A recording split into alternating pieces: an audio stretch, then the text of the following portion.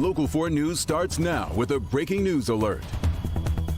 And that breaking news has been happening in Harper Woods. Sky 4 right now over a police situation on Woodside, which is between Kelly and Beaconsfield. This all started around 1:30 this afternoon. We saw police cars outside, some people being brought out of the house. Let's get to Rod Maloney on the scene right now with the latest. Rod. Yeah, Devin, I just with the chief here, but it's a situation where we're told that there was a standoff with the police department this afternoon. And hang on here. We had a standoff with the police department this afternoon. Now, we're told it was about a 19 or a 20-year-old young man. And we're not even certain the circumstances around the original call here. The chief telling us that there was an armed standoff. There apparently are two people who have been shot. We do not know their situation right now. We don't know their status. They have had ambulances here, and chances are they've been brought to the hospital. The young man who was arrested after a fairly lengthy negotiation with the SRT team here out in Harper Woods, he has now been placed under arrest and is at the police headquarters now. They say he was apprehended safely, and everything seems to be back to normal on the neighborhood here. The SRT team has cleared the area, and now they're just doing the investigation on the scene. But we did hear from one of the neighbors here this afternoon. His name is Carl Williams, and let's hear what Carl had to say about what he heard about 2 hours ago. Standing on the porch, me and my neighbor were talking, and we heard two shots, two loud pops, and we both looked down there at the same time. We seen, like I said, the gentleman running from the side of the house. The gentleman that they put in custody, I guess that's who it was. Okay, so the chief is finishing up his briefing here, but essentially what he's saying is that they really don't have much more to tell us at this point. They say they're going to be updating us with more information on their in-house social media platform. We'll be talking to him here in just a minute. We'll have more for you coming up on Local 4 News at 5. Reporting live from Harper Woods, Rod Maloney, Local 4. You got it, Rod. We'll let you get back to it. And again, an update just as soon as it's available. Meanwhile, DTE has made a lot of progress in those storm-related power outages from Monday, but more than 42,000 customers are still without electricity 4 days later.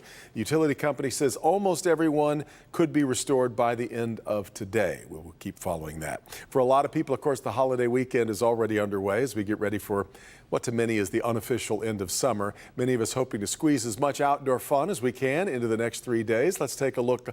You're seeing here downtown Detroit, Ann Arbor, and Romeo. Festivals sprinkled across the area, from Jazz Fest in the city to Arts, Beats, and Eats to the Peach Fest over in Romeo. The forewarned forecast even more important than on a very busy holiday weekend.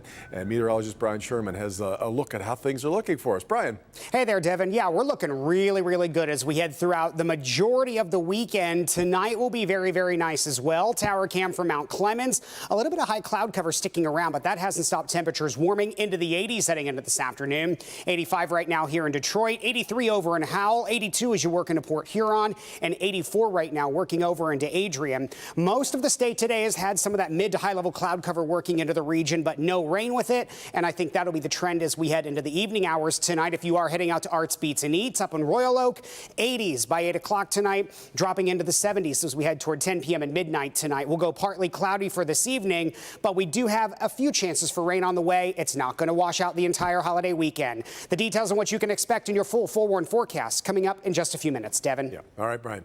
We've also got a Local 4 update now on one of the victims in a shooting spree on Detroit's west side. You may recall 4 people were shot. 3 of them died during that shooting on Sunday morning. One victim was labeled a Jane Doe because there was no identification with her. Police now tell us it was a 16-year-old girl that was shot to death. They had suspected she was older than that, but investigators now know who she is. They've not shared more details with us just yet. The 19-year-old suspect in the case remains in custody.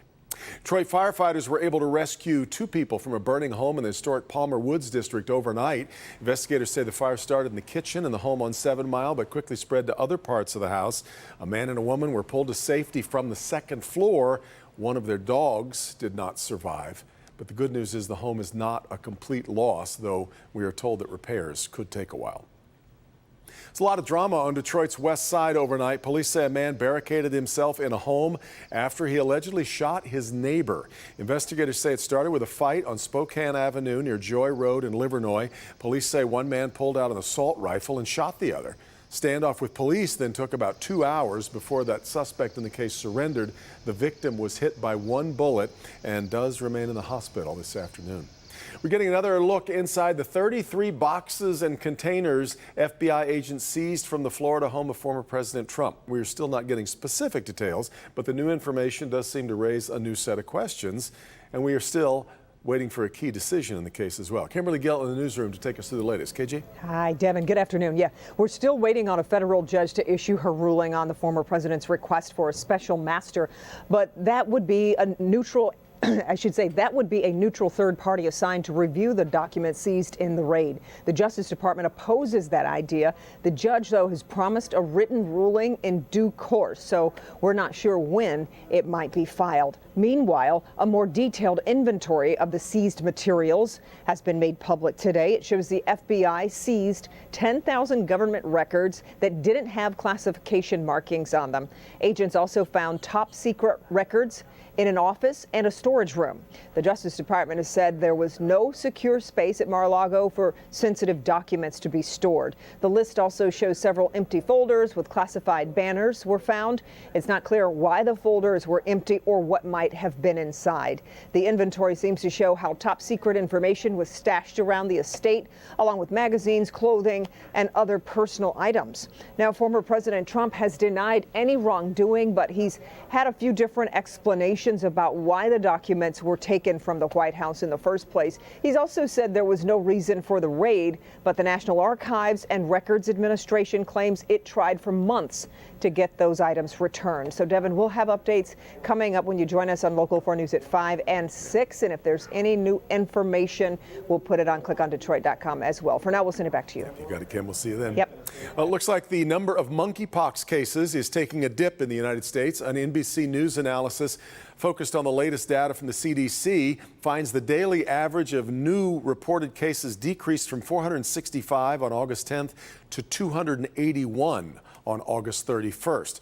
Experts say the change, driven by falling cases in large cities, places like New York and Los Angeles. They credit changes in behavior among those most at risk, but also the rollout of vaccines. Since May, more than 19,000 cases of monkeypox have been reported across the country.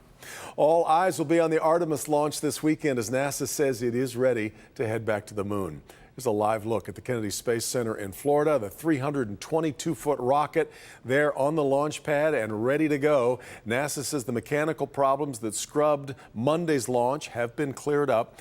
This mission, as you may know, is unmanned. It's got crash test dummies inside for research purposes, and the forecast looking pretty favorable for tomorrow afternoon. The window for launch opens tomorrow just after 2 p.m. And of course, we'll follow it here on Local 4.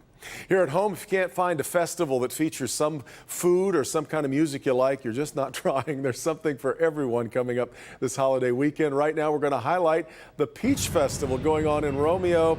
And Tati Amare is there to show us what's available if you're looking for some family fun. Tati, the peach ice cream is what I always think about when I think about the Romeo Peach. But there you got it, girl. Nice. There you go. We've got it. We've got it. Yes. So the Peach Fest here in Romeo is already filling up very quickly. The doors opened at about 4 o'clock, and as you can see behind me, I'm in the carnival area, which is a blast. The little kids laughing on rides, adults walking around, snacks in full effect. And I'm also joined by Daniel Petrona, who is the vice president of the Romeo Peach Festival, who's going to give us, a little bit more insight and serve as our personal tour guide throughout this evening. Daniel, thank you for being with us. Thanks for having me again. All right, so tell me about some of the amazing fun that families and community members will be able to have at the Peach Festival this year.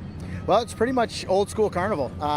Kids rides, all kinds of games, the water games, the ring games, dart games. Pretty sure you can still win, rock and roll mirrors from the 70s and stuff like that. So pretty much what you can expect at a carnival. Yeah, definitely. And I love how people are showing up early. And this is going on until Monday, right? Correct, Monday. That's right. So you've got tonight, you've got Saturday, you've got Sunday, you've got Monday to come down to Romeo and enjoy the Peach Festival.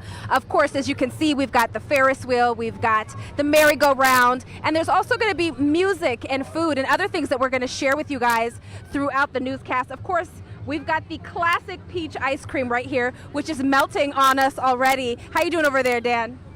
It's pretty good. It's melting fast, but it's peachy, it's sherbety. It's really good. I mean, I've never had it before, so it's But pretty cool. here's the thing.